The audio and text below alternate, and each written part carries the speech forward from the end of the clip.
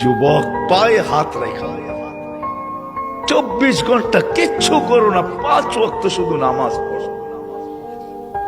আমরা যদি বলি কিচ্ছু জানি না, কি দিয়া পড়বো? এই উম্মতের জন্য করছেন, কোন উম্মতের জন্য করছে বইলা উলামা আমাকে প্রমাণ দিতে পারবে না। এই উম্মতের জন্য বলছে ইমামের পিছনে দাঁড়াও। ইমামে তোমা যেরকম ইঞ্জিন নিজের জন্য চলে না, ডাব্বাকে গন্তব্যে নেওয়ার জন্য চলে, ঠিক ইমামের পিছনে দাঁড়াও। ইমামের পড়া তোমার পড়া হয়ে যাবে। তুমি ইমাম যেমন করে এরকম করো। ইফআল কামা ফাআলাল ইমাম, ইমাম যেরকম করে ওরকম করতে থাকো, নামাজ তোমার কমপ্লিট। এই সুযোগ কাউকে দেবে। যদি 5 ওয়াক্ত নামাজই পড়তো,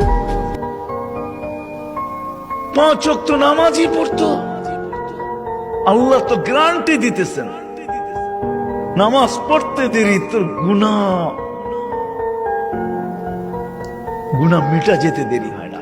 নাইলে আল্লাহ রসুল গাছের পাত, গাছের শাখা হেলায় দেখাবেন তো দেখাবেন কেন? গাছের ডাল হেলায় দেখাইতেছেন, একটা পাতাও নাই।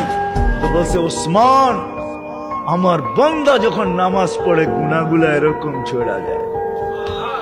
তাহলে এই দৃষ্টান্ত কেন দিবে যে 5 বার গোসল করার পরে শরীরে যেরকম ময়লা থাকার কোন সুযোগ নাই, আমার উম্মত 5 ওয়াক্ত নামাজ পড়ার পরে গুনাহ থাকার কোন সুযোগ নাই? আর কেমনে বুঝাবে? কেমনে বুঝাবে? কেমনে বুঝাবে? কেমনে বুঝাবে? কি করে বুঝাবে? কোন ভাবে বুঝাবে? আমাকে বলে। ওই আল্লাহটাকে কিন্তু